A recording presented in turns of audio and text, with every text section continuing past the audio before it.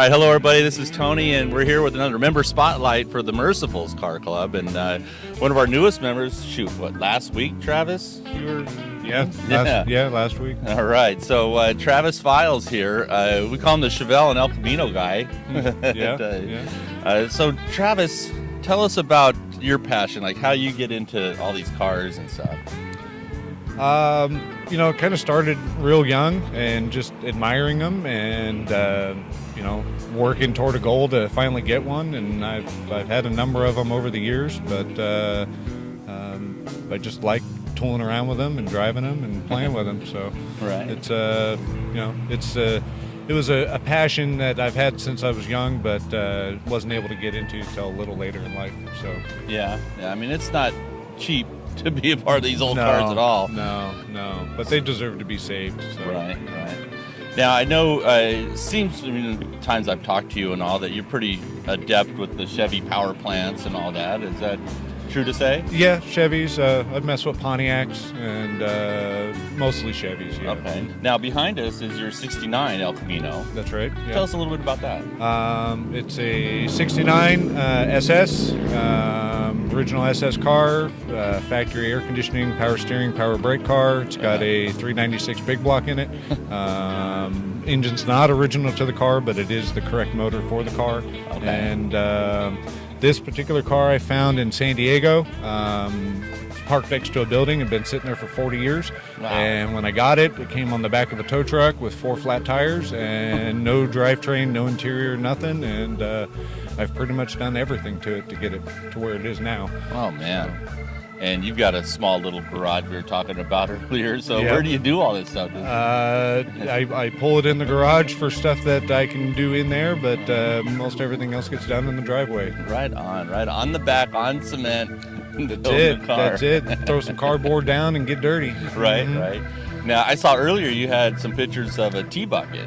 Yeah, I had a T-bucket for a short period of time.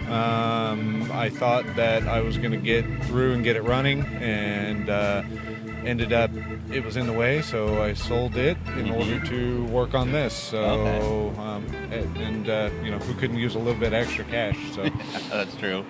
And was that T-bucket a Chevy power plant and stuff too? It was going to be, yeah. Oh, okay. Originally, it had a full Oldsmobile drivetrain in it, and I had done all the mock-up to put a small block Chevy in it. Okay. So it was getting there, but it's living another life in Ohio now. Well, so what are you thinking about the Mercials? What's your plans? I mean, you joined the club just recently. What was it about Mercials and you wanted to join?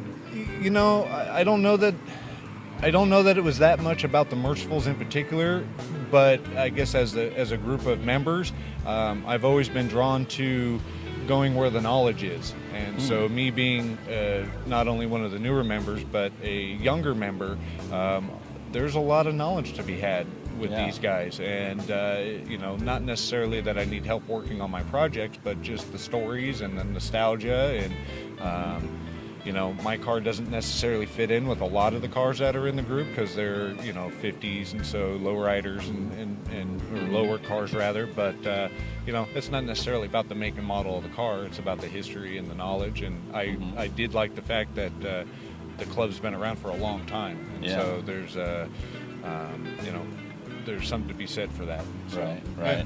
Well, I think like any group, it's the members that are going to help make that group really special. And I think you're a great asset to the group because we can all use somebody that knows a little bit of way around the motor and that sort of thing and get a different perspective too. I like there's not anybody in the club that I don't enjoy talking to. Everyone's got their own story. They've all had the road that they've driven on, and I like the camaraderie and hanging out with everybody. Right. So. All right on. Well, welcome to the club. Thank you. All right. Thank you.